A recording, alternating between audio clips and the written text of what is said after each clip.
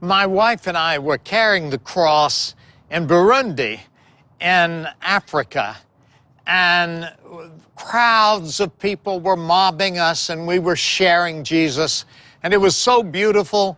And then all of a sudden, there were military trucks came driving up, and the soldiers got out and grabbed our cross and started to put us inside a vehicle. And I said, we go with the cross. And we threw the cross up on the back of a truck and jumped on the back of it, and soldiers jumped on with us. And they raced through the streets and took us to the military compound. And after one interrogation after another, finally we reached the top commander. And he said to us in English, "What are you doing?"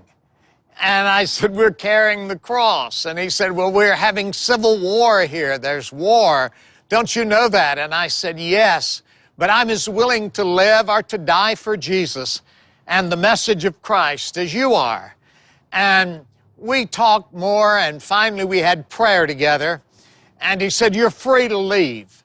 And I said, "I want to carry my cross out." And he said, "Well, we'll give a truck to drive you." I said, "No. We were driven in, but let us walk out."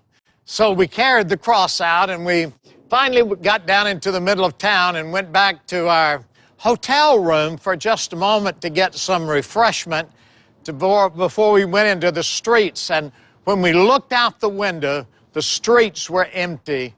There was a military coup, and the government had been overthrown.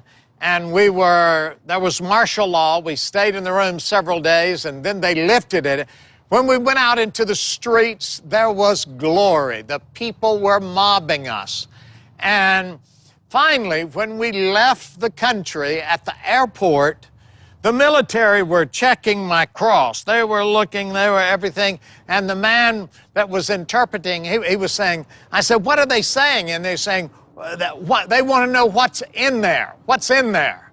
And I said, "There's nothing." I thought they thought I was smuggling a gun or something out. And I said, "What do you mean?" And the commander said, "There's power in the cross. There's power in the cross." And they took the cross and put it inside the airplane where the seats are. They said it deserves first class. I mean, there's power in the cross. I want you to know there is power in the cross. Whether it's in Africa, whether it's in America. Just the other week, south of Denver, I was carrying the cross, and a car stopped right in the street. And it was where there was no curbside. I was on one side, it was on the driver's side, the traffic going by this way, and the man said, "What are you doing?" And I hollered to him in the break in traffic. I said, "I'm carrying the cross." And he said, "Why?" And I said, "To share Jesus." He said, "Can he save me?" I said, "Yes." And finally, with all the traffic, I just thought, well, if I die, I'll die for Jesus. And I just went out there with my cross, stood by his car, traffic going around, no one blew their horn, and that man, businessman, received Jesus.